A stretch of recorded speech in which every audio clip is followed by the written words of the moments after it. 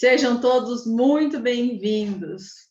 Uma alegria estarmos aqui para estudarmos mais um capítulo dessa obra magnífica, Transição Planetária. Hoje nós vamos estudar o capítulo 6, o Serviço de Iluminação. Então, hoje o resumo do capítulo ficou por conta da nossa querida Tânia Menezes, nossa baiana, representando esse estado lindo que é a Bahia. Tânia, boa noite. Boa noite a todos e todas. Vamos então dar início à síntese desse capítulo maravilhoso. Aliás, nós sempre achamos todos os capítulos excelentes. E quando a gente se detém a aprimorar um pouco mais, nós vamos percebendo os detalhes que são tão atuais para a época que ele foi escrito. Dando continuidade aos trabalhos, o grupo atendido era constituído por quase 1.000 vítimas da tragédia. Parecia que o resultado do esforço era pequeno, mas todos estavam empenhados com carinho na execução da atividade proposta. Na esfera física, a situação era afligente. As pessoas choravam à procura de cadáveres para identificação. Era uma catarse coletiva. No plano espiritual, a paisagem não era menos angustiante. Ana continuava mantendo o local iluminado. Em determinado momento, escutavam uivos arrepiantes e perceberam uma densa formação agigantando-se e aproximando-se. Espíritos com faces e formas lupinas, como se estivessem no cenário de imaginação doentia, observando os seres humanos que se fizeram vítimas de zoantropia, com aspectos repelentes e horríveis, eliminavam baba pegajosa pelas bocas escancaradas e os olhos brilhantes procuravam os cadáveres dos espíritos que estavam sendo libertos. Subitamente, tentam atirar-se sobre um monte de membros e corpos misturados, como se estivessem com fome. Dr. White sinaliza ao padre Marcos que, rápido e seguro, coloca uma rede de fios luminosos e de ampla proteção, auxiliado por Yvonne e Oscar. Era uma defesa magnética, irradiando uma energia especial que apavorou os agressores, que certamente a conheciam, fazendo com que se afastassem sem maior perturbação para o trabalho. Eram espíritos infelizes, que na Terra foram terríveis, e construíram a aparência perversa como decorrência do mal que praticaram, indiferentes aos sofrimentos que causavam. Haviam perdido a sensibilidade do amor e, por isso, deformaram psiquicamente o perispírito após a desencarnação, modelando-os conforme se encontram. A zoantropia é individual, porém agiam em conjunto e o fenômeno alcançava a todos, neles plasmando a forma lupina que os fazem temerários, imprimindo-lhes as necessidades alimentares típicas do gênero Canis lupus, mantendo a mente entorpecida. Por automatismo, prosseguem no desequilíbrio, até o momento que a misericórdia de Deus deles se compadeça e sejam colocados na reencarnação expiatória muito dolorosa. A mente é sempre geradora de bênçãos ou de desafios, porque dela procedem as aspirações de uma ou de outra natureza. Quando as criaturas humanas considerarem a força do pensamento que procede do ser que são, haverá mudança radical de comportamento moral e social, dando lugar às conquistas relevantes da imortalidade.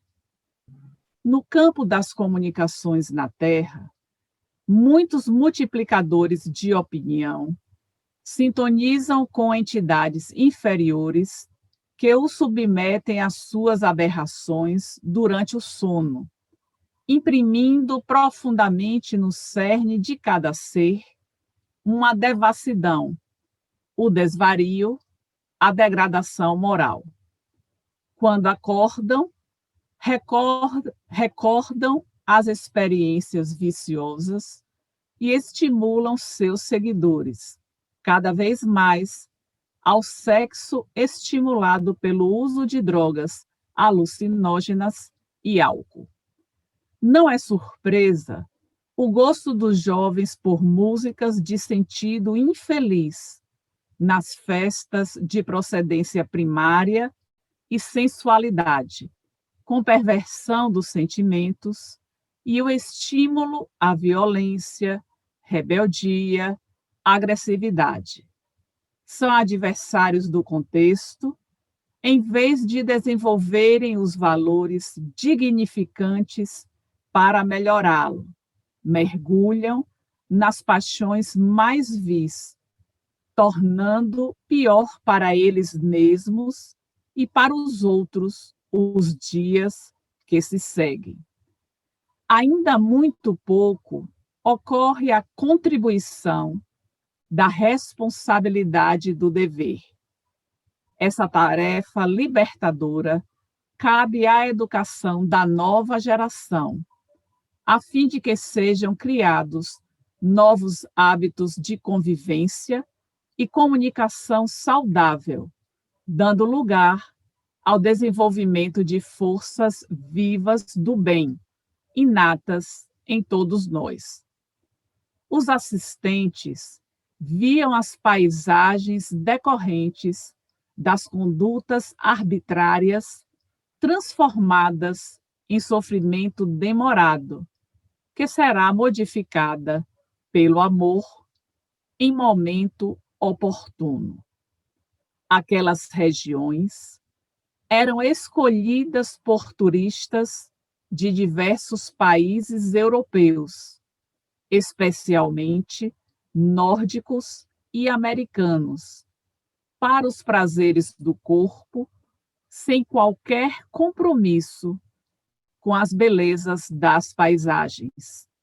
Muitos iam para aqueles locais para desfrutarem das facilidades morais, sexuais, de jovens adolescentes vendidos pelos pais irresponsáveis. Ao longo dos últimos anos, as mentes geraram essa psicosfera doentia nas regiões agora afetadas pela calamidade, que teve uma função purificadora para toda a região, alterando os costumes e propondo novos comportamentos morais pela dor, advertindo a respeito da temporalidade da vida corpórea e que não apresentava melhora. Ao contrário, revolta, suborno, desvio de auxílios internacionais, dominação dos mais fortes sobre os mais fracos. Como as religiões estavam perdendo prestígio, mantendo regras de comportamento na teoria e fazendo acordos com os poderes temporais indignos, as criaturas encontravam-se sem norte.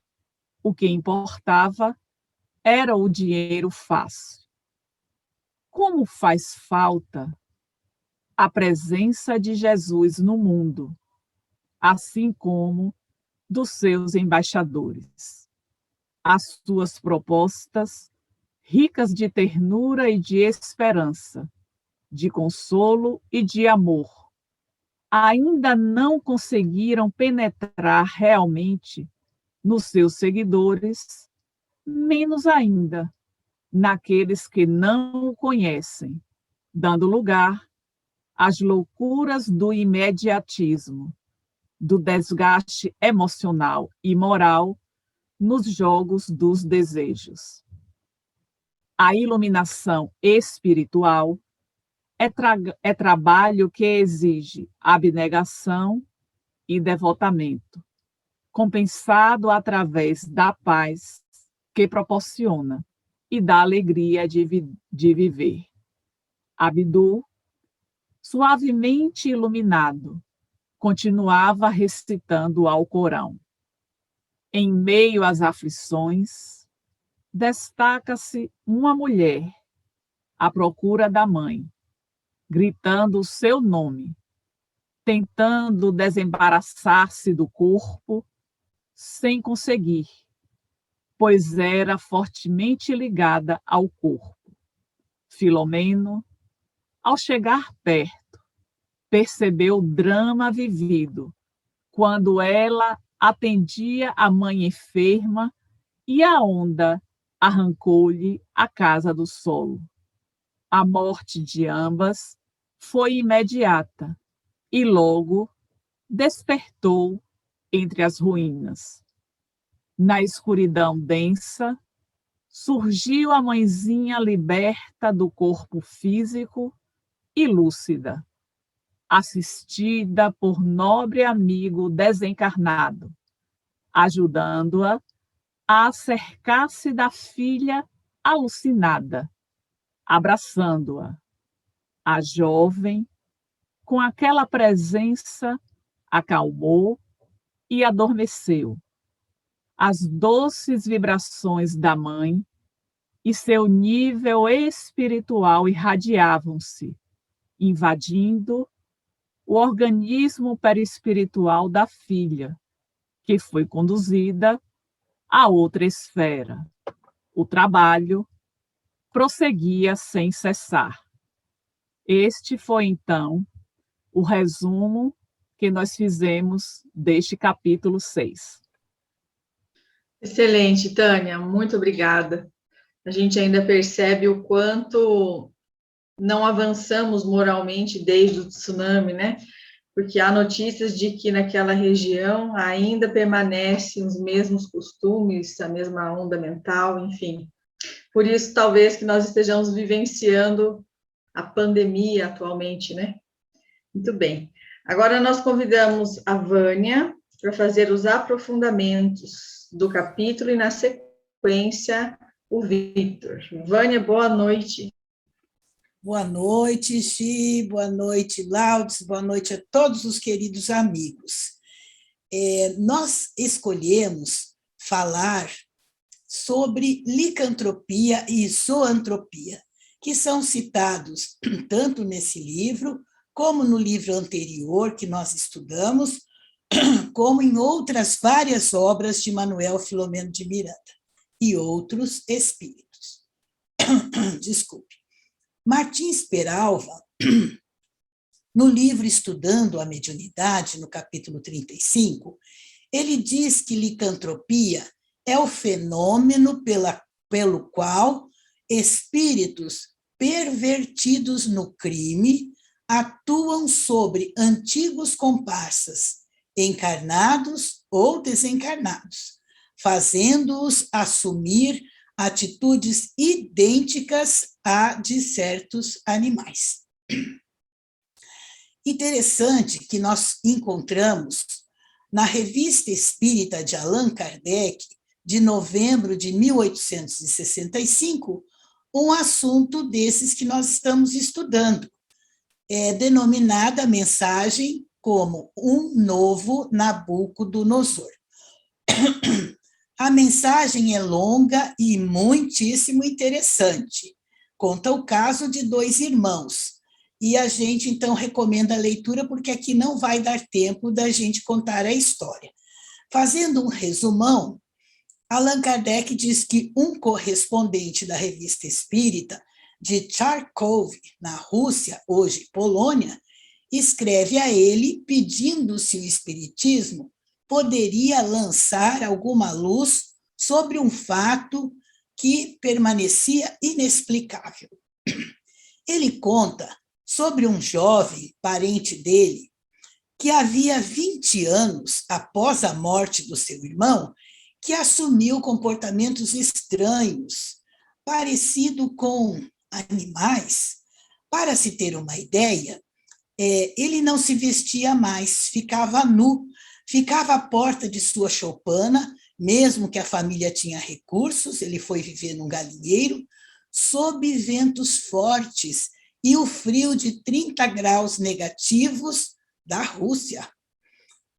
Enviaram, então, uma mecha do seu cabelo para um célebre sonâmbulo, que é um médium, né, de Londres. E este sonâmbulo respondeu que o rapaz tinha a doença de Nabucodonosor.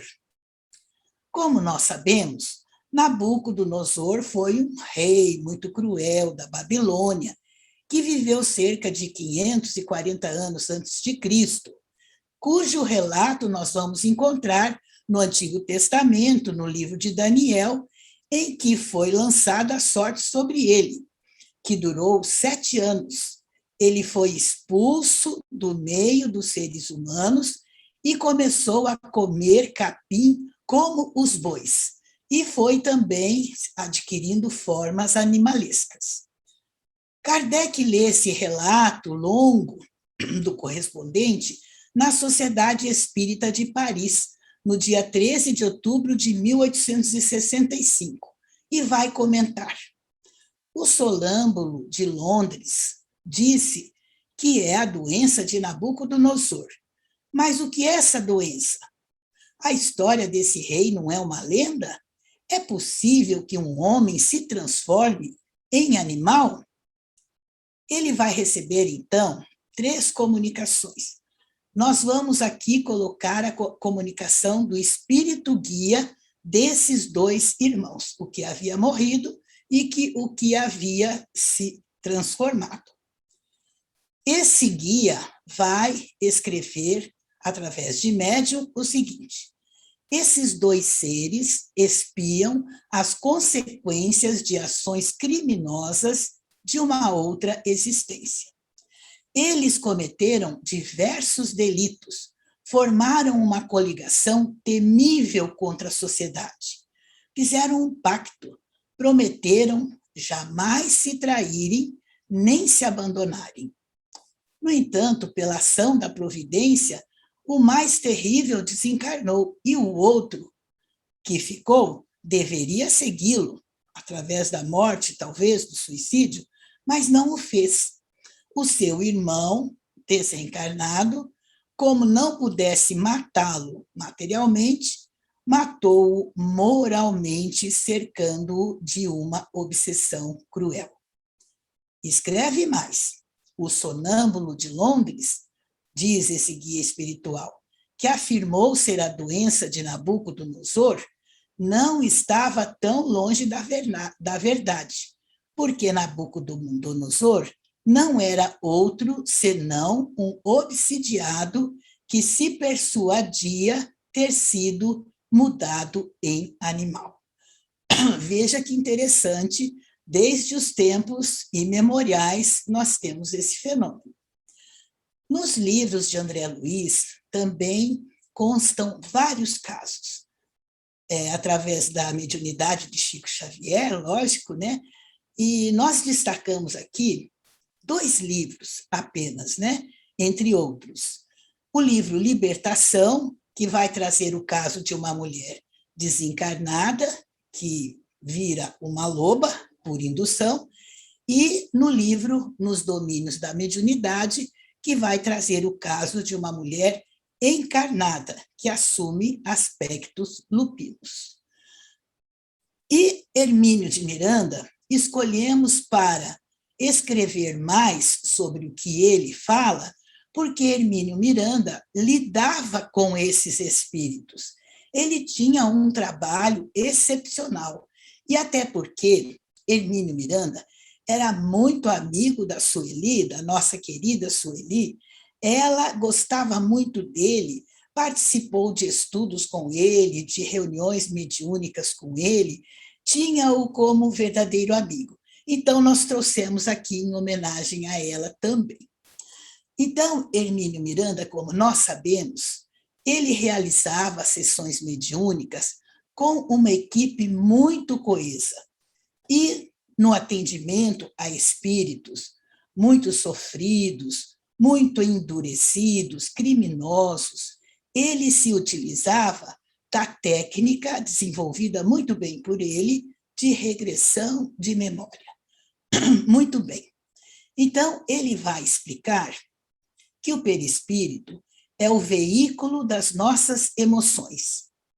O espírito pensa, o perispírito transmite o impulso do pensamento e o corpo executa. Veja que maravilha. Da mesma forma, as sensações que vêm de fora, recebidas através dos sentidos, são levadas ao espírito pelos mecanismos perispirituais do perispírito. E é interessante a gente saber que é o perispírito que preside a formação do ser, funcionando como molde a ordenar as substâncias que vão constituir o nosso corpo físico. É também, meus irmãos, no perispírito que se gravam, como num vídeo, as nossas experiências, com suas imagens, sons e emoções. Isto se demonstra no processo de regressão de memória espontânea ou provocada, como escreve Hermínio Miranda, no qual vamos descobrir, diz ele, com todo o seu impacto que causa ao espírito, cenas e emoções que pareciam diluídas pelos milênios, mas que estavam lá ainda. É o perispírito, pois, a nossa ficha de identidade, com o registro intacto das vidas pregressas, a nossa folha corrida, o nosso prontuário. Olha a importância do nosso perispírito. Um dos casos mais dramáticos que ele presenciou foi de um espírito que havia sido reduzido por métodos implacáveis de hipnose à condição de um fauno. Um fauno, na mitologia, é aquele ser metade homem, metade animal. Ele estava de tal maneira preso à sua indução que ele não podia falar, porque um fauno não fala. Este ser esteve mergulhado por séculos a fio num tenebroso antro, onde conviveu com as mais abjetas condições subhumanas. Isso existe, meus irmãos. Com todos os seres reduzidos a condições semelhantes à sua, e que nem mais se conscientizavam de terem sido criaturas racionais. Foi também esse ser um poderoso, aí pelo século XV, na Alemanha, e deve ter cometido erros espantosos. Escreve também Hermínio Miranda: tivemos, certa ocasião, um doloroso caso de licantropia. Inteiramente animalizado, sabia apenas rosnar. Quando Hermínio Miranda diz que esses espíritos dessa localidade, que nem mais se conscientizavam de terem sido criaturas racionais, humanas, uma pergunta vem à mente de alguns dos nossos estudantes que estamos aqui. o espírito não regride. Isso é o que sabemos.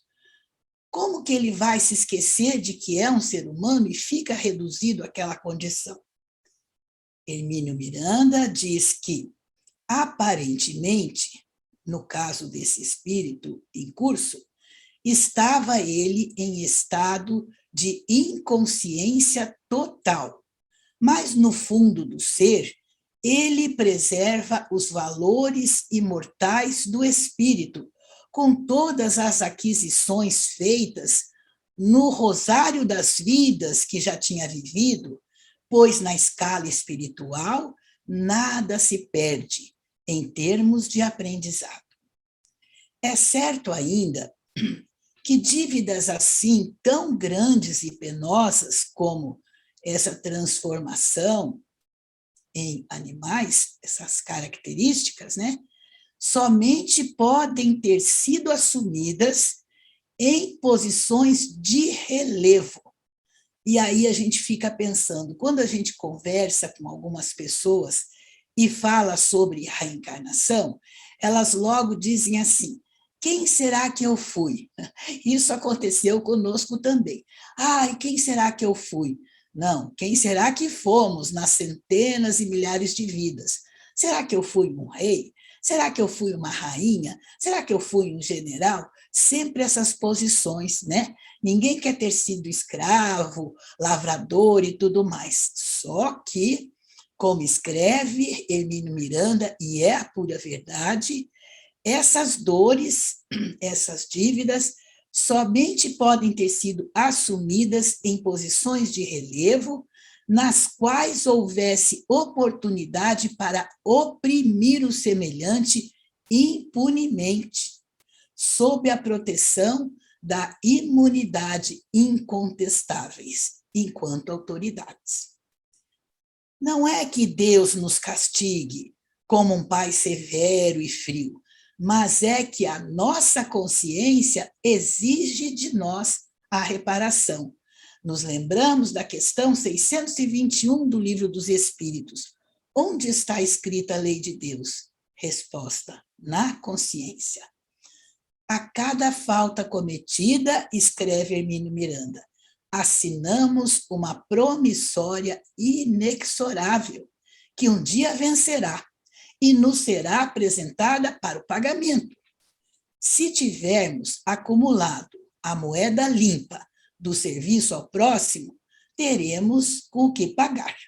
Caso contrário, não resta alternativa senão a dor, e podemos estar certos de que não faltarão cobradores, viu, meus irmãos, que se apresentarão como instrumentos da justiça divina, ávidos ante a oportunidade de se vingarem. Só o amor cobre a multidão de pecados, nos ensina o apóstolo Pedro. Como pode, diz Hermínio Miranda, uma criatura humana ser reduzida a uma condição como esta? É evidente, diz ele, que ainda não dispomos de conhecimento suficiente para apreender o fenômeno em todas as implicações e pormenores, mas a doutrina espírita nos oferece alguns dados que nos permitem entrever a estrutura básica do processo. A gênese desse processo é, obviamente, a culpa. E disso se valem com extrema habilidade e competência os nossos adversários espirituais, aqueles a quem infligimos dores e penas atrozes num passado recente ou remoto. Entra em cena, então, a fria equipe das trevas.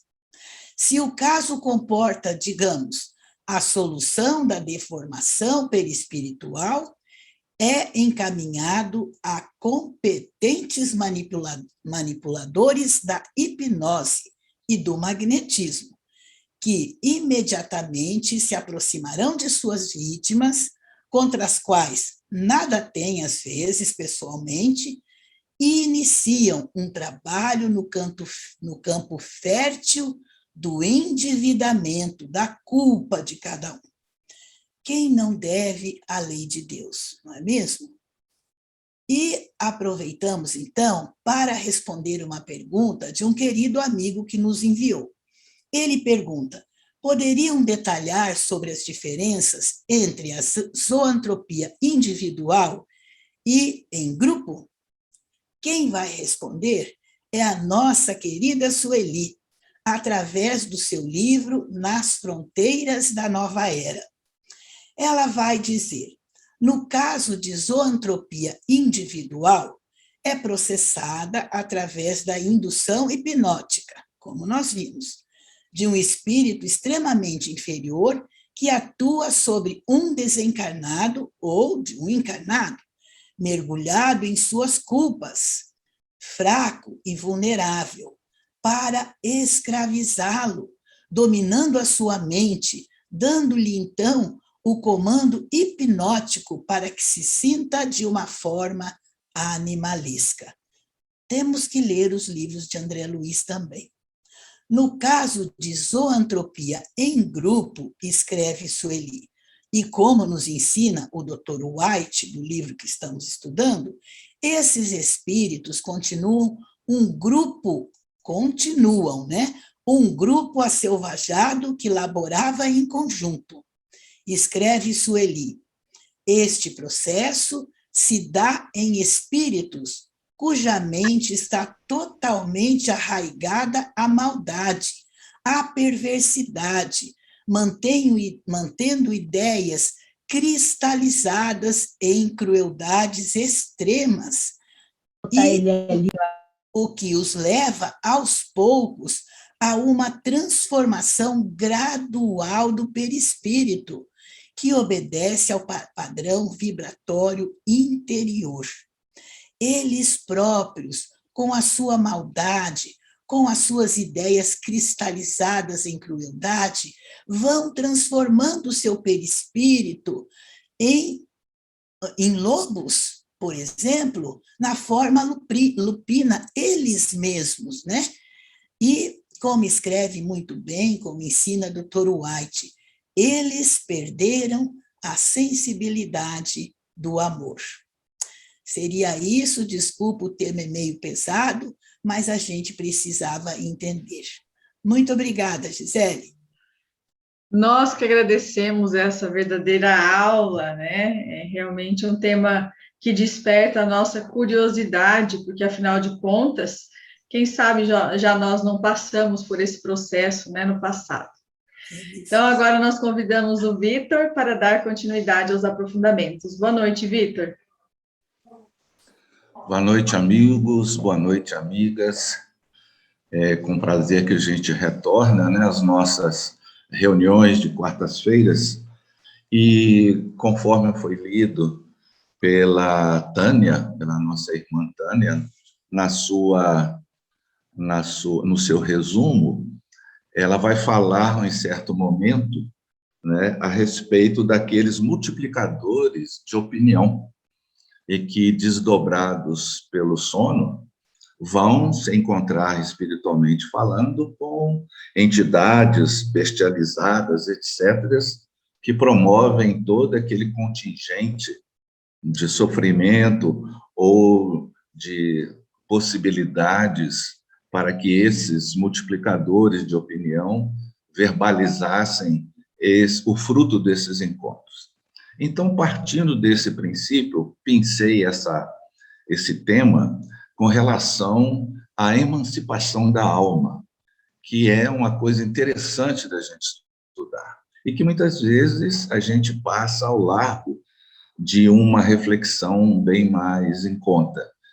E a gente vai pegar o texto que se encontra no Livro dos Espíritos, no capítulo 8º, cujo título é realmente Emancipação da Alma, em que Kardec vai começar naquela sua trajetória de ir aos poucos, formando um conceito, né? E à medida que os espíritos vão respondendo, ele vai replicando, e ele começa assim na pergunta 400. O espírito encarnado permanece de bom grado no seu envoltório corporal? A resposta dos espíritos: é como se perguntasses se ao encarcerado agrada o cárcere.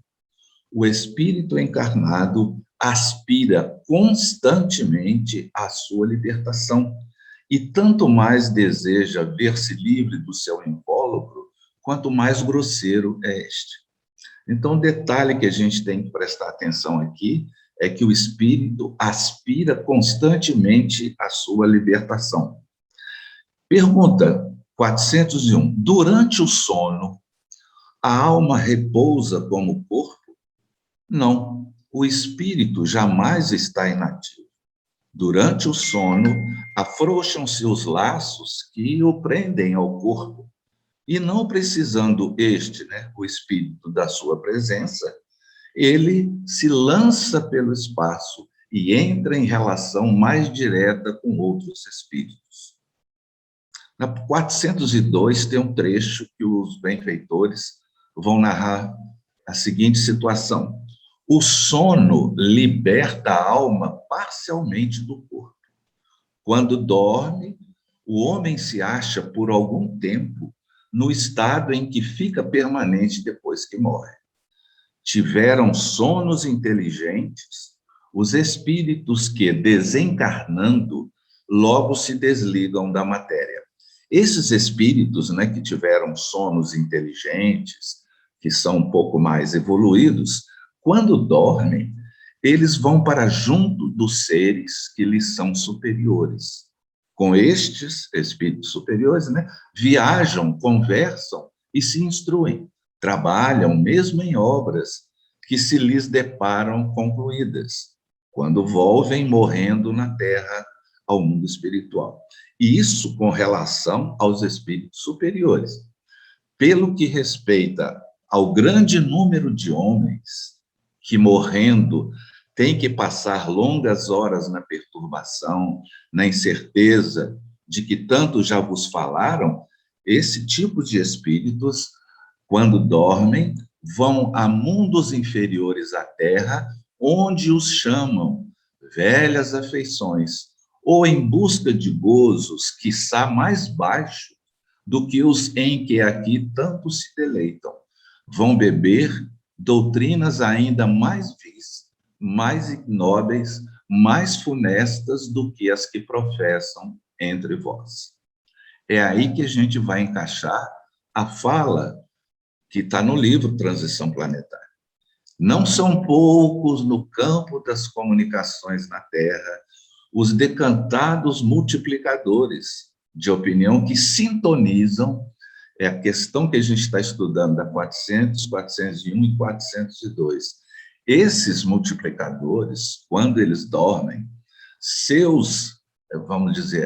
os seus espíritos, eles se encaminham por uma sintonia com aqueles que têm a vinculação e vão beber essas doutrinas de entidades bestializadas, isso tudo que ele fala aqui, submetem ao talante das suas aberrações durante o largo período de desdobramento pelo sono fisiológico.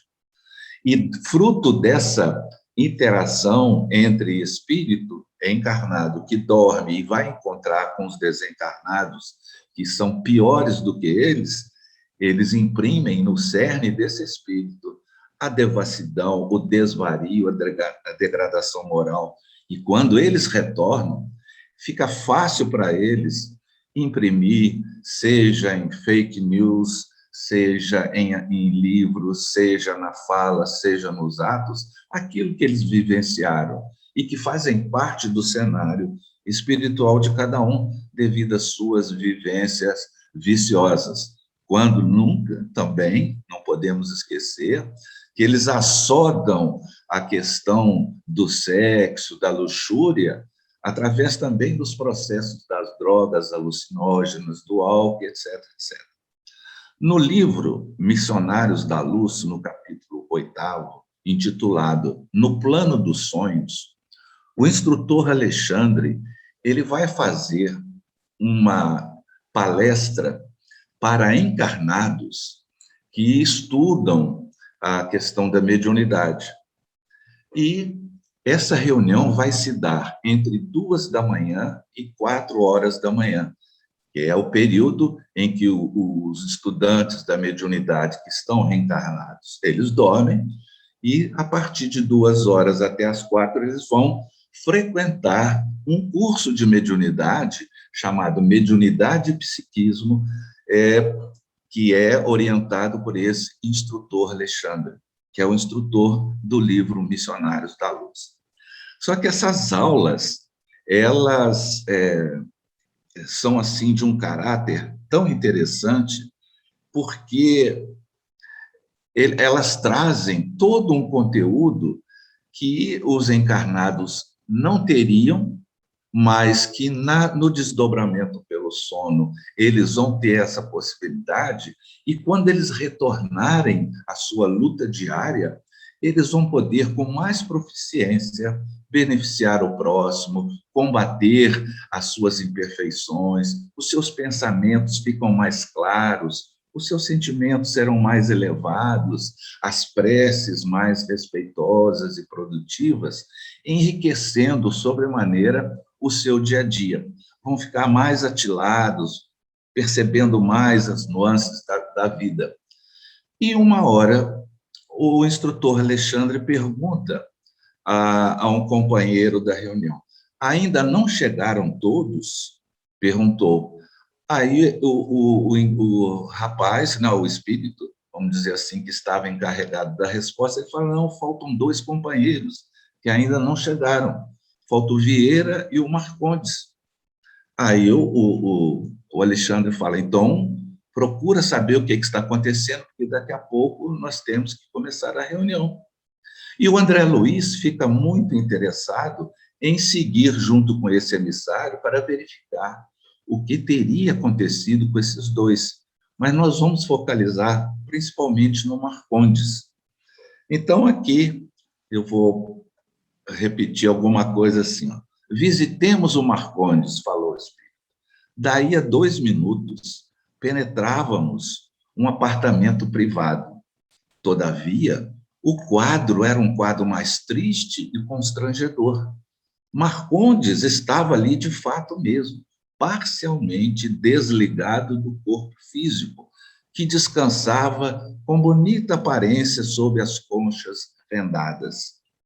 Não se encontrava ele sob impressão de terror, nem nada. Entretanto, revelava a posição de relaxamento características dos viciados do ópio. Ao seu lado, 3 entidades femininas de galhofeira expressão permaneciam em atitudes menos edificantes. Verifiquei, então, disse o André Luiz, sem vislumbres de dúvida, que as entidades visitantes eram da pior espécie de quantas conhecia eu nas regiões das sombras. Irritadas, talvez, com o recuo do companheiro, que se revelava triste e humilhado, prorromperam-se em grande algazarra, acercando-se mais intensamente de nós, sem o mínimo respeito. Vamos imaginar a cena. Vai o André Luiz com esse companheiro verificar, em nome de Alexandre, por que o Marcondes não está comparecendo ou não está presente à reunião que vai começar. Chegando lá, eles dão de cara com o Marcondes, desligado do corpo físico, numa atitude bem inconveniente, com 3 espíritos femininos, e totalmente envergonhado. Claro, porque, imagina a cena. Afinal de contas, Marcondes, eu vim em nome de Alexandre te convidar para a reunião. Aí as entidades femininas começaram: impossível, vocês não vão tirar Marcondes de nós. Afinal de contas, eu vim de muito longe para perder meu tempo, sem mais nem menos. Aliás, foi ele mesmo, o Marcondes, que nos chamou para a reunião de hoje. E ninguém vai se atrever a afastá-lo. A outra entidade, ela começou a discussão entre os 3, né? E chegou a um ponto que o enviado do Alexandre falou: vamos embora. Aí A última, de uma forma irônica, gargalhou o seguinte: não é só vocês que têm reunião, não. Nós temos um curso de prazer e o Marcondes não se afastará dessa reunião. Olha o deboche das entidades. Então, olha só, a discrepância. Numa mesma noite em que o grupo de encarnados teria uma reunião de cunho sério, superior, de aprendizado, de trabalho, ao mesmo tempo, um dos elementos dessa reunião prefere, pela sintonia, ficar no curso de prazer. Então, cada um vai colher, durante esse estágio, que o corpo físico propicia para que o espírito possa se desligar da matéria, afrouxando-se os laços que prendem o espírito ao corpo, cada um vai beber as doutrinas, cada um vai beber conhecimentos daquilo que lhe satisfaz. Então, nesse ponto, a gente vai compreender também, com o próprio André Luiz, no livro Os Mensageiros, que a gente muitas vezes tem lembranças simbólicas daquilo que a gente vivencia durante o desdobramento do corpo físico, através do sono. Porque tudo que a gente vivencia durante, vamos supor, 8 horas de sono, nós não conseguimos repeti-las, porque o nosso cérebro físico não tem a capacidade de viver 2 vidas simultâneas. Então, ocorre uma reflexão interessante, a gente só vai lembrar dos fatos capitais, e mesmo assim de forma simbólica, porque o nosso inconsciente, ele segura melhor a simbologia. Então, vai dizer aqui, no livro Os Mensageiros, que tinha um espírito que era a avó de uma jovem chamada Nieta, que estava sendo responsabilizada por algo que ela não praticara e que estava sendo vítima de calúnia. Essa jovem, a Nieta, ela solicita, através da prece, que a própria avó dela pudesse dar uma orientação, a avózinha desencarnada, né, durante o sono, e que ela pudesse receber algum conforto, alguma situação que ela pudesse se orientar em função da vivência que ela estava tendo. E a avózinha, realmente, vai na casa dela e traz a Nieta e conversa com ela e fala para ela: Nieta, não dês importância aos obstáculos, esquece aqueles que te perseguem, não odeies a ninguém, conserve a tua paz espiritual acima de tudo. A vovó não te esquecerá. A calúnia, minha neta, é uma serpente que ameaça o coração. Entretanto, se a encararmos de frente, fortes e tranquilas, veremos a breve tempo que a serpente não tem vida própria.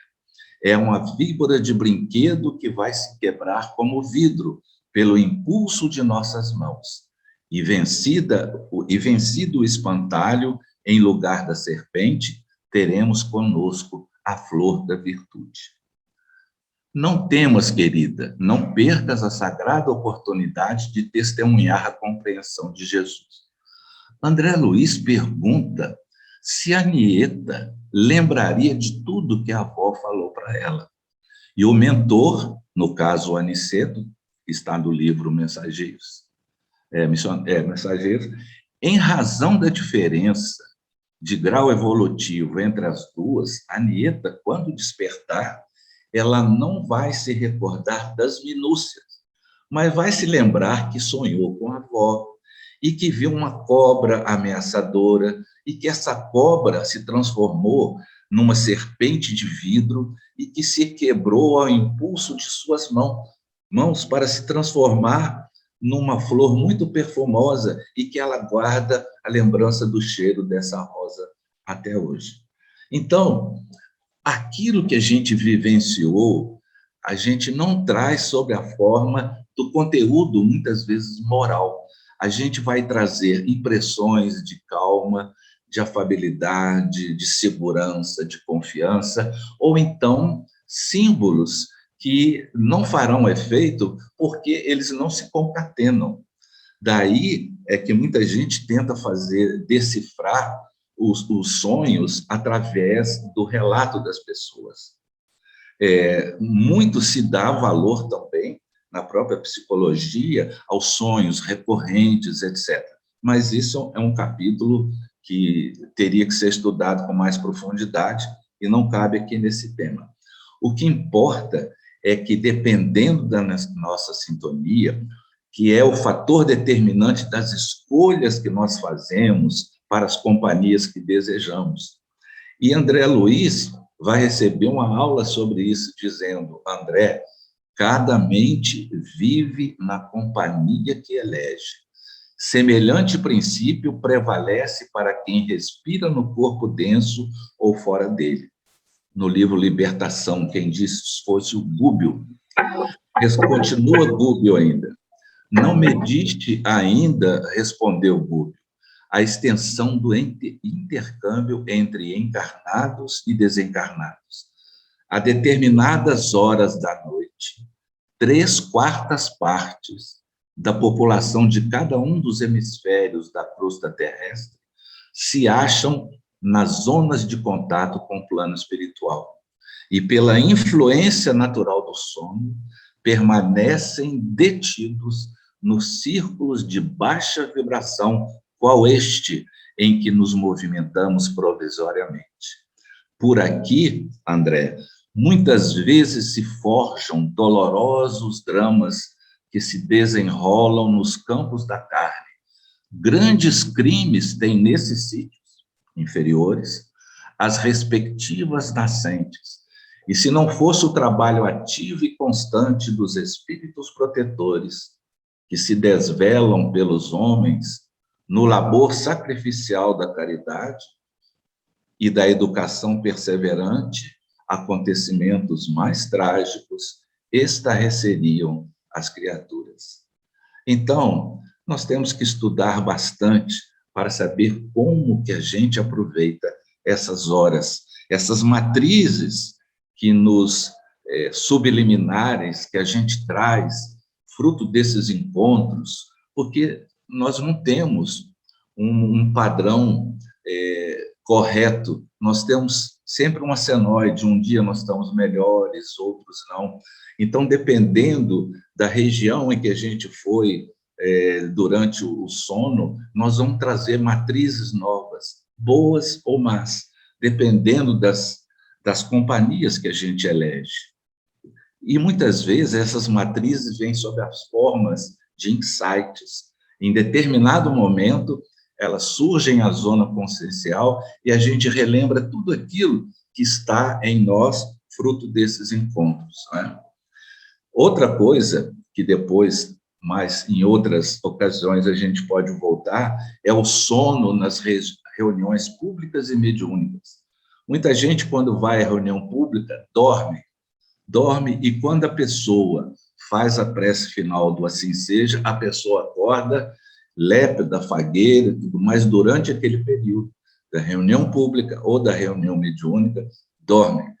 Isso é fruto de mentes que se conectam com as pessoas e impedem que elas aproveitem a lição da noite, a palestra, e deixem de modificar esse conúbio muito forte entre os espíritos.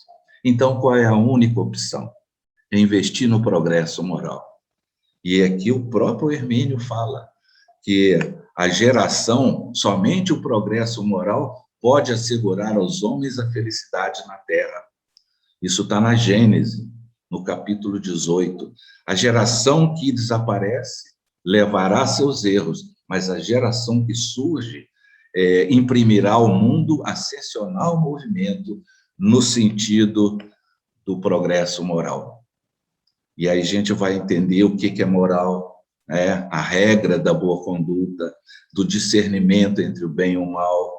Então, todo esse conjunto é que vai fazer com que a gente tenha sonos inteligentes, que a gente tenha atividades melhores, para quando a gente retornar, a gente traga matrizes proveitosas e vivenciar situações mais felizes e mais belas. Essas são as nossas observações dessa noite. Muito obrigada, Vitor. Uma outra verdadeira aula. Eu poderia dizer, né, como na verdade se diz, que a gente aprendeu, que morre-se como se vive, né, e como se dorme, né? Então, não vai ser diferente. A diferença é quando a gente dorme, que a gente volta para o corpo, né, e desperta na manhã seguinte. Quando a gente desencarna, o espírito não volta mais. Muito obrigada, Vitor. Nada. Então, agora nós convidamos a nossa querida amiga irmã Ângela para responder a primeira pergunta. Na página 61, temos que, abre aspas, a mente é sempre a geradora de bênçãos ou de desditas, porque dela procedem as aspirações de uma, assim como de outra natureza. E logo abaixo refere que, abre aspas, não são poucos no campo das comunicações na Terra os decantados multiplicadores de opinião, sintonizam com as entidades bestializadas que submetem ao talante das suas aberrações durante largos períodos de desdobramento pelo sono fisiológico, imprimindo profundamente no cerne do ser de cada um a devassidão, o desvario, a degradação moral. E continua, né, até terminar a frase. Nós já vimos pelo resumo da Tânia. Então, a pergunta é, nos dias em que as fake news estão dominando as massas, como podemos entender a relação com o que Manuel Filomeno de Miranda traz nestes parágrafos? Boa noite, Ângela. Boa noite, minha amiga querida. Boa noite aos amigos que estão conosco nesse estudo, nessa noite.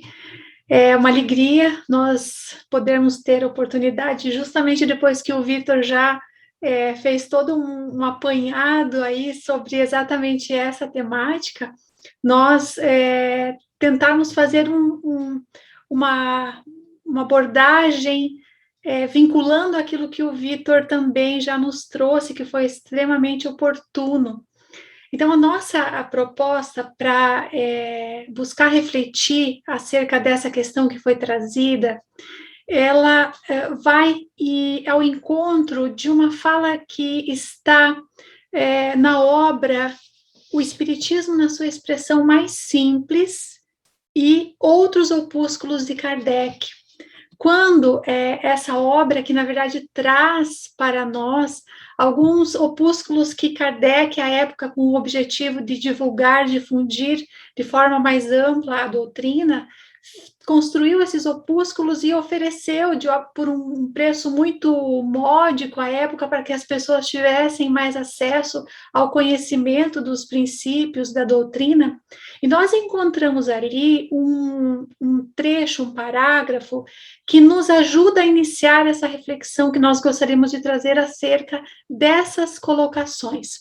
Então, Kardec diz lá na terceira parte dessa obra, do terceiro opúsculo, ele diz que a terceira revelação, vinda numa época de emancipação e madureza espiritual, em que a inteligência já desenvolvida não se resigna a representar papel passivo, em que o homem nada aceita às cegas, mas quer ver aonde o conduzem, quer saber o porquê e o como de cada coisa, tinha ela que ser ao mesmo tempo o produto de um ensino e o fruto do trabalho, da pesquisa e do livre exame.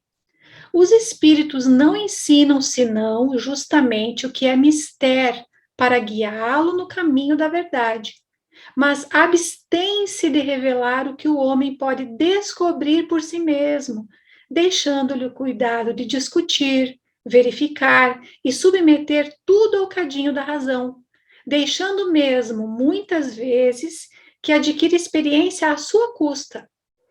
Fornecem-lhe o princípio e os materiais. Cabe a ele aproveitá-los e pô-los em obra. Esse parágrafo que nós trouxemos, em que o codificador nos traz essa ideia de que a revelação, a terceira revelação, a doutrina espírita, nos foi ofertada como esse grande fato, essa grande mensagem que foi trazida. E aí nós vamos entender que a revelação por si só, então se nós pensarmos revelação em realidade como tornar um fato conhecido. Então, se nós pensarmos na doutrina espírita, ela foi esse fato que foi desvelado, que foi conhecido. Logo, se nós pensarmos num fato, então tudo que é fato, por definição, é verdadeiro. Mas se algo é falso, logo não é um fato. Então, essa ideia que o codificador nos traz aqui vai nos induzir o raciocínio a pensarmos acerca de uma questão fundamental para todos nós, que ele cita neste parágrafo, que é o conceito de verdade. Então, se nós pensarmos que na caminhada que o espírito desenvolve, na caminhada ascensional do espírito no rumo do desenvolvimento das suas potências, das suas capacidades, nós vamos observar que ele, nesse capítulo do esforço pessoal que realiza, ele tem a tarefa de desenvolver o seu discernimento. Então, como Kardec coloca, que há uma parte que é trazida, é revelada, mas outra que cabe ao espírito desenvolver a sua capacidade de discernir, de avaliar, de analisar. Então, esse atributo do discernimento para o espírito é o que vai lhe dar a condição de diferenciar, de discriminar o falso do verdadeiro. Então, um dos grandes desafios que nós podemos pensar nos nossos dias, em se referindo à questão das fake news, ou, na verdade, da desinformação, das notícias falsas, é porque vivemos mergulhados justamente num processo em que há uma proliferação de ideias que são filhas daquilo que a benfeitora Joana de Ângeles chama, lá na sua obra Constelação Familiar, logo no início, no primeiro capítulo, quando ela fala acerca das filosofias cínicas que dominam os nossos dias. Então, ela vai dizer acerca dessas filosofias cínicas, e nós pensamos aqui que tem oferecido ao homem essas filosofias paradigmas completamente falsos na sua origem. Logo, se são falsos na sua origem, eles são comprometidos, eles são deteriorados, são paradigmas equivocados. Então, é o caso, por exemplo, das doutrinas materialistas, que, em realidade, reduzem o ser humano a um mero construto social e cultural, onde o conceito um conceito muito enaltecido nessas doutrinas materialistas é de que o homem, ele é produto de um dado momento histórico, de um dado momento cultural, em que ele vai realizar algo que tem sido muito referido nessas doutrinas, apenas na sua vida ele vai realizar uma performance. Então, essa ideia da performance passa a ser um ponto alto dentro dessas doutrinas materialistas. Logo, se esse é o objetivo, é apenas o existir, essas filosofias nihilistas, que veem na existência humana apenas essa passagem por um prazo aí de 7, 8 décadas em média, então nós vamos observar que se esse é o objetivo dentro dessas filosofias, não é a busca da verdade o que se pretende na vida. Então, justamente porque para essas doutrinas não se considera que existe uma verdade a ser buscada. O que existe é apenas, dentro desse conceito, esse transitar por uma experiência. Então, logo, se não há verdade a ser buscada, vejamos esse raciocínio, também não haverá um caminho. Não haverá um propósito, não haverá uma direção. E, como consequência, não haverá erro. Vejamos se nessa ideia de performance, de que nós vamos existir, que não há um objetivo, tudo passa a ser visto como produto cultural de um tempo, de um momento histórico, ou desse estado de performar. Então, vejamos que essa é uma premissa que para nós é muito importante para que nós analisemos esse evento, esse fenômeno das tão propaladas fake news. Então, se não há uma verdade a ser buscada enquanto essência própria da vida, o que passa a ser considerado como verdadeiro e falso em termos dos acontecimentos.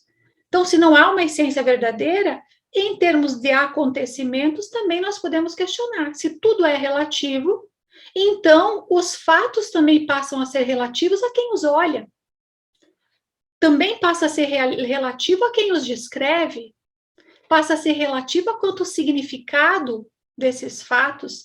E aqui é que nós criamos esse grande nó psíquico dos nossos dias, e que nós vemos os grandes enganos, grandes propostas humanas sendo ancoradas, inclusive dentro das propostas educacionais, muitas delas modernas, propostas pedagógicas, que estão ancoradas nessa filosofia. E é assim, então, que aquilo que nós chamamos e fomos vendo que é produto da civilização, as conquistas que a civilização foi fazendo ao longo dos séculos, foi fazendo ao longo dos milênios, na direção dessas filosofias cínicas e materialistas, que não há uma direção da verdade, então tudo que foi construído pela civilização pode ser facilmente desconstruído por essas ideias. Então, vejamos, Kardec coloca e refere no texto que nós citamos acima, que o esforço para construir o discernimento é algo que nos cabe.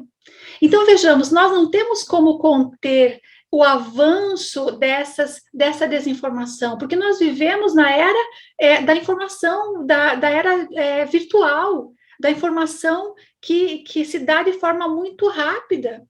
Nós não temos como conter esse processo, mas há algo que nós precisamos pensar e que tem sido, na verdade, objeto de estudo de muitos que se dedicam a essa temática, e um dos estudos que nós tivemos acesso, que está na revista Scientific American de novembro de 2019, no número 201, em que a autora intitula, né, a era, na verdade, a nova era da desinformação mundial, em que ela vai fazendo uma análise muito adequada daquilo que está acontecendo nos nossos dias, que vai ao encontro daquilo que o benfeitor Manuel Filomeno de Miranda vem falando nas suas obras, que é exatamente de analisar que nós não temos como conter esse processo. Mas, na medida em que esse processo avança da desinformação, a única ferramenta que nós temos é ampliar o discernimento. Então, na mesma proporção que a desinformação é criada, nós precisamos ampliar o nosso discernimento. E aqui que entra a ideia de que as filosofias materialistas, utilitaristas, nihilistas, se essa for a concepção do ser humano, analisar os fatos também vai ter esta medida. Mas nós, como espiritistas, temos uma responsabilidade, me parece, muito maior, porque, em realidade, a doutrina espírita é esse manancial de luz que é um convite profundo ao desenvolvimento do discernimento. Então, imaginemos nós recebemos essa doutrina, essa terceira revelação nos foi trazida. Nós precisamos ampliar a nossa capacidade de raciocinar, refletir, discernir, inclusive porque nós já sabemos com a doutrina espírita que a verdade, ela é uma busca. Nós vamos, à medida em que nos desenvolvemos enquanto espírito, vamos tendo mais acesso a partes dessa verdade. Então, se nós pensarmos assim, enquanto espiritistas, nós podemos, diante dessa era da desinformação, muitas vezes, estarmos fazendo enxertos de doutrinas profundamente materialistas dentro da concepção daquilo que a doutrina nos traz. Então, aqui me parece que há algo bastante grave nos nossos dias, porque aqueles que não receberam, vejamos, aqueles que têm a concepção extremamente materialista da vida, pelas premissas em que eles partem, avaliar os fatos, a vida, os acontecimentos a partir desse prisma é algo bastante limitado àquilo que eles entendem por ser a vida.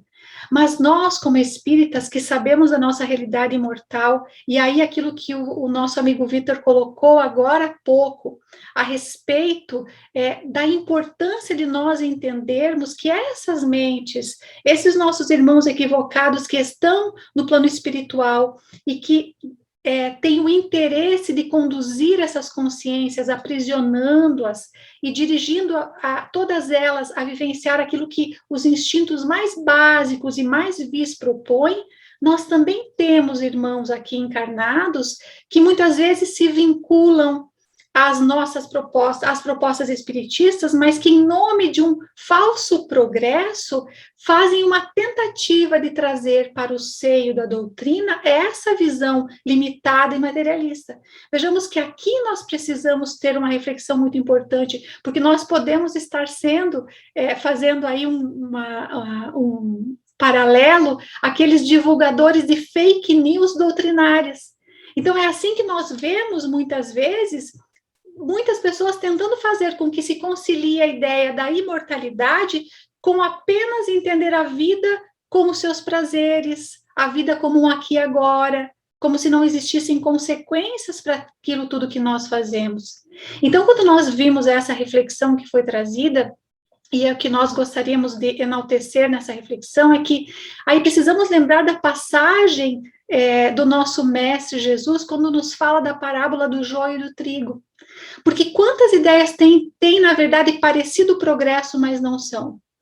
Quantas propostas têm sido apontadas como virtuosas, mas não são? Quantas concepções de liberdade são, em realidade, grades de prisão? Prisão de consciências, prisão dos instintos mais vis. E nós temos, enquanto seres humanos, essa tendência a uma psicologia do auto-engano, em que nós somos capazes de praticar um mal em nome de um bem. Vejamos que nunca se falou tanto na cultura da paz, mas vejamos como vai existir paz no seio da mentira e da inverdade. Aqui é uma falha de paradigma de raciocínio. Então, muitas vezes, nós precisamos nos indagar acerca disso, e o que o mestre nos trouxe acerca da parábola do joio e do trigo quando aquele senhor é indagado pelo seu servo que identifica que naquela seara havia o joio, ele diz: Senhor, quer que nós tiremos o joio? E ao que o Senhor responde: não, deixai que cresçam os dois juntos, porque no início do processo, joio e trigo são muito parecidos. E só ao longo do processo de desenvolvimento é que nós vamos tendo o trigo se diferenciando, porque há uma característica, há uma diferenciação que é central entre eles. O trigo é capaz de saciar, de matar a fome. O joio não, porque ele é uma erva daninha. Então, nós gostaríamos de trazer essa reflexão de que nós estamos sendo convidados a desenvolvermos o nosso discernimento, para que nós possamos diferenciar aquilo que é joio e aquilo que é trigo, para que nós não sejamos esses que, no seio da doutrina espírita, muitas vezes estamos semeando não a boa semente. Então, essa a reflexão que nós gostaríamos de trazer, Gi, e devolvemos a palavra a você. Excelente, como sempre, Ângela. As pessoas estão agradecendo aqui no chat, dizendo que a sua análise foi perfeita. Muito obrigada. Então, agora nós convidamos o João, querido amigo, para responder a última pergunta. A pergunta, ela se relaciona à desencarnação da mãe e da filha. E a pessoa quer saber se ambas morreram imediatamente, no mesmo momento, porque a filha não conseguiu se desembaraçar do corpo e ficou perdida, desesperada, enquanto sua mãe já estava tranquila, lúcida, liberada do corpo físico e assistida por nobre amigo desencarnado. Boa noite, João. Boa noite, Gisele, boa noite, amigos. Uma grande alegria estar aqui com todos novamente. É uma responsabilidade muito grande seguir essas brilhantes explicações e respostas dos que me antecederam. Aqui a gente vai mudar um pouco o rumo, né? Vamos falar um pouco de desencarnação e morte. A primeira coisa que eu queria falar é que desencarnação e morte não é a mesma coisa. Normalmente, nós espíritas falamos desencarnar como englobando desencarnação e morte. Mas, na verdade, morte é a morte do corpo físico. Desencarnação é a separação do espírito do corpo físico. O trabalho dos nossos amigos espirituais que cuidam dos processos de desencarnação é um trabalho que a gente lê nos livros, principalmente no Obreiros da Vida Eterna, onde André Luiz e o mentor acompanham 5 casos de desencarnação e levam esses desencarnados à Casa Transitória Fabiano de Cristo, que para eles, como diz o nome, uma casa transitória para fazer a transição para lugares mais onde eles vão se estabelecer depois da desencarnação. Então, a morte ocorre quando o corpo físico para de funcionar. De acordo com a medicina moderna, é considerado que o corpo físico não funciona mais quando existe morte cerebral. Isso é importante a gente destacar, porque por meio de artificiais é possível que o coração continue batendo por longo tempo, que o pulmão continue funcionando, sem o corpo físico estar mais vivo. Então, essa é a morte. A desencarnação, que no Espiritismo a gente aprende, é um processo que leva até 72 horas, no máximo, mas pode ser em menos tempo, é o processo de separação do espírito do corpo físico. A separação se dá pela separação de que molécula a molécula, é feita molécula a molécula, e os eixos que ligam o corpo físico ao perispírito são separados por essa equipe espiritual que nos assiste. Para pôr em contexto aqui, eu entender um pouco, falando sempre desse livro, porque esse livro trata dos espíritos que morreram no tsunami. Se vocês se lembram, são mais de 200 mil desencarnações e mortes. Normalmente desencarnam por dia na Terra, no globo terrestre, entre 150 mil e 160 mil pessoas. Ou seja, o número de espíritos que trabalham nesse processo é bastante grande, como vocês podem imaginar. Então, um evento extraordinário como esse, que você tem quase o dobro dos desencarnados diários só num evento, merece atenção especial do plano espiritual, como a gente viu na semana passada, que já equipes trabalhavam desde o começo de dezembro, já sabendo da possibilidade de acontecer o tsunami e as consequências. Então, existem as equipes que trabalham no processo. Obviamente, quem trabalha diretamente nos processos de desencarnação não são os espíritos conectados diretamente com os que estão se desencarnando. É como se você tivesse um acidente e fosse para o hospital. Os médicos e enfermeiras que vão te atender não são seus conhecidos, nem seus amigos. São especializados no processo de tratamento e cura. Então, quando a gente fala um pouco no caso específico agora, que a gente estudou no livro, a filha e a mãe que morrem e desencarnam ao mesmo tempo, vítimas da catástrofe, a gente recorda que a filha estava indo tratar da mãe, que era uma senhora idosa, que já estava enferma, quando a onda arrancou e causou a morte / desencarnação das duas. A primeira coisa que nós temos que notar aqui é que a mãe estava enferma. Então, o processo de separação do corpo físico do corpo espiritual já é um processo em andamento quando a pessoa está doente. Então, a separação ocorre muito mais facilmente. Os amigos espirituais têm um trabalho menor. A filha foi tomada de surpresa, não estava doente, pelo que a gente lê aqui, e foi, portanto, colhida de susto nesse acidente. E ela se prende ao corpo físico, tenta sair sem conseguir, porque o estado dela é de confusão. Então, é muito comum espíritos que desencarnam em acidentes passarem por esse processo de confusão mental e que demora mais ou menos tempo para se recuperarem de acordo com o entendimento do mundo espiritual, do processo de desencarnação e da religiosidade no sentido de ligação com o mundo espiritual.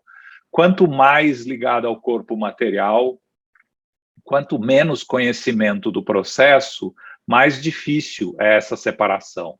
A gente não tem as informações da moça aqui, mas a gente imagina que, combinando a surpresa da morte com a ligação ao corpo físico, torna essa experiência dela uma experiência muito difícil. E uma característica, nesse caso, desses espíritos que desencarnam como ela, é que ele se fecha ao auxílio externo, porque o desespero é tão grande, o susto é tão grande, que eles, primeiro, não conseguem entender o que está acontecendo, e segundo, se apegam ao corpo físico, buscam se prender no corpo físico, não largá-lo, sem entender o que está acontecendo, e a tentativa de auxílio dos amigos espirituais não reflete nesses espíritos que estão desencarnando, porque eles não conseguem sintonizar com os amigos espirituais que estão nesse processo de desencarnação. Então, se vocês lembram no livro Voltei, o Frederico Figner, o irmão Jacó, que acompanha o processo de desencarnação dele em um estado semiconsciente, a pedido dele próprio, ele vê a filha, que está lá para ajudar, vê Bezerra de Menezes, vê alguns espíritos que ele não conhece. Mas ele tem uma preparação para o processo, um entendimento do processo, e mesmo assim ele tem dificuldades. Aí você imagina uma moça que não tem nenhum conhecimento, não estava preparada, então ela fica presa ao corpo físico, e quando ela tenta se libertar, ela tenta sair do lugar sem conseguir, porque o corpo físico está lá, pereceu, está morto, mas ela não consegue entender que o corpo físico está morto, ela não consegue aceitar, então ela não consegue sair dali. Por isso que eles falam, tentava sair do lugar sem conseguir. Já a mãe, que é um espírito mais elevado, um espírito que já estava enfermo, ou seja, o processo de desencarnação já estava em andamento, por assim dizer, se separa do corpo físico sem maiores dificuldades e é imediatamente auxiliada por um mentor espiritual que vem resgatá-la e levá-la a um lugar seguro. Mas ela, obviamente, sabe da filha, entende que o acidente causou a morte dela e da filha rapidamente, e pede e é atendida para poder auxiliar a filha. Por quê? Por que é importante a mãe estar nesse processo? Porque a mãe é uma voz que a filha vai ouvir. A mãe é uma vibração que a filha vai se conectar. Ela já estava ligada à mãe no processo ali, tentando ajudar. Então, mesmo que ela não perceba nenhum espírito em sua volta, na hora que a mãe chega, o amor, o calor, a presença da mãe serve para ela se conectar no desespero dela, serve para ela se conectar com a mãe, e aí, abraçando a mãe, a